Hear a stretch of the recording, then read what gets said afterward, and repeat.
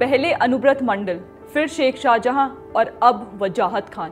ऐसा क्यों है कि ममता बनर्जी सरकार की कोलकाता पुलिस, केंद्र या दूसरे स्टेट्स की सरकारी एजेंसियों के पहुंचने से पहले ही अपने राज्य के अपराधियों को अपनी गिरफ्त में ले लेती है? कुछ सूत्रों का कहना है कि ऐसा व्यक्तियों को सेफ कस्टडी में रखने के लिए किया जाता है, खासकर तब जब दूसरे राज्य में उनके खिलाफ FIR हुआ हो। क्योंकि अगर मैं यहाँ शमिष्ठा पनोली और वजाहत खान केस की बात करूं तो 2 जून को वजाहत खान के खिलाफ हिंदू देवी देवताओं पर आपत्तिजनक पोस्ट करने के लिए कई FIR दर्ज हुई। उसके बाद समन इशू होते ही अचानक से ये सुनने में आता है कि वजाहत खान गायब हो गया है। इसे लेकर खबरों की माने तो असम पुलिस भी वजाहत की खोज में निकल जाती है, पर इससे पहले कि वजाहत असम पुलिस के हाथ लगता, कोलकाता पुलिस उसे अपनी गिरफ्त में ले लेती है, यानी उसके लिए एक सेफ कस्टडी क्रिएट कर देती है ताकि असम पुलिस उसे लेकर ना जा सके। तो ऐसे में ये सवाल उठता है कि क्या पश्चिम बंगाल पुलिस स्थानीय नियंत्रण को इसलिए प्राथमिकता देती है ताकि व्यक्तियों को दूसरे राज्यों के कानूनी दबाव से बचाया जा सके? यह सवाल इसलिए उठ रहा है क्योंकि वजाहत की हुई गिरफ्तारी के बाद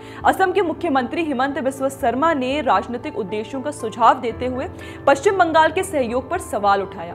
वैसे वजाहत कोई इकलौता केस नहीं है जब ममता बनर्जी सरकार ने अपने राज्य की पुलिस के मदद से एक अपराधी को इसलिए जल्दबाजी में पहले गिरफ्तारी करवाई ताकि कोई और राज्य की पुलिस या सेंट्रल एजेंसी उस तक पहुंच ना सके। याद कीजिए शेख शाहजहां का केस, लैंड ग्रैबिंग और संदेश खाली की औरतों के साथ सेक्सुअल अब्यूज करता TMC नेता शेख शाहजहां एक प्राइम अक्यूज था जो 55 दिनों तक फरार रहा। और फिर जब कलकत्ता उच्च न्यायालय ने यह स्पष्ट रूप से कहा कि कोई भी एजेंसी, राज्य पुलिस, CBI या ED शेख शाहजहां को गिरफ्तार कर सकती है, तब एकदम से पश्चिम बंगाल पुलिस ने उसे गिरफ्तार कर लिया। ये गिरफ्तारी केवल CBI जैसी केंद्रीय एजेंसियों की कठोर जांच से दूर राज्य नियंत्रण के तहत सेफ कस्टडी में रखने के लिए एक दिखावा था। यहाँ एक और केस बताती हूँ और वह केस है अनुव्रत मंडल का। अनुव्रत मंडल TMC नेता जो एक कैटल स्मगलिंग केस में गिरफ्तार हुए, जिसको लेकर मुझे सितंबर 2022 का ममता बनर्जी का वो स्टेटमेंट याद आ गया जिसमें उन्होंने अनुव्रत के जेल से वापस आने पर अपने पार्टी के कार्यकर्ताओं को अनुव्रत को एक हीरोइक वेलकम देने की बात की। उसके बाद जब दिसंबर 2022 में दिल्ली की एक अदालत ने ED को मंडल को पूछताछ के लिए दिल्ली लाने की अनुमति दी तो कथित तौर पर TMC से जुड़े एक व्यक्ति ने पश्चिम बंगाल में उनके खिलाफ FIR दर्ज की, जिसके कारण राज्य पुलिस ने उन्हें गिरफ्तार कर लिया। कुछ लोगों ने इसे पश्चिम बंगाल की हिरासत में रखने के लिए एक रणनीति के रूप में देखा ताकि मंडल के दिल्ली स्थानांतरण के रास्ते में एक हर्डल क्रिएट किया जा सके। इसके अलावा अभी जून 2025 में अनुव्रत द्वारा कथित तौर पर एक पुलिस अधिकारी के खिलाफ अभद्र भाषा का इस्तेमाल करने के बावजूद वेस्ट बंगाल पुलिस ने काफी लीनियंसी दिखाई है। अब देखिए ना कि एक बार CBI द्वारा और दूसरी बार ED द्वारा गिरफ्तार होने के बावजूद TMC ने अनुव्रत मंडल को बीरभूम डिस्ट्रिक्ट प्रेसिडेंट की पोस्ट से नहीं हटाया, बल्कि ममता बनर्जी ने खुद पर्सनली बीरभूम में पार्टी कार्यकर्ताओं को सुपरवाइज किया।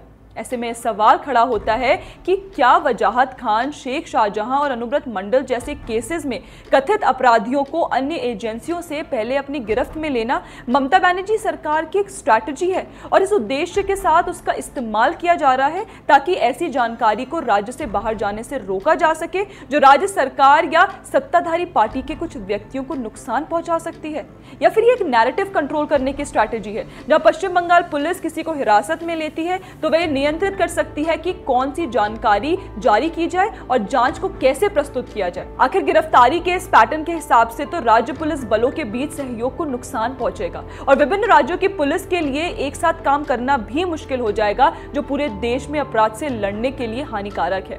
बाकी जब लोग पुलिस को अनुचित तरीके से या राजनीतिक कारणों से काम करते हुए देखते हैं तो उनका अपना मन और न्याय प्रणाली पर भरोसा खत्म हो जाता है। बाकी दोस्तों, आपका इस पर क्या कहना है हमें कमेंट करके जरूर बताएं और आप हमारे चैनल को फॉलो करना ना भूलें। जय हिंद।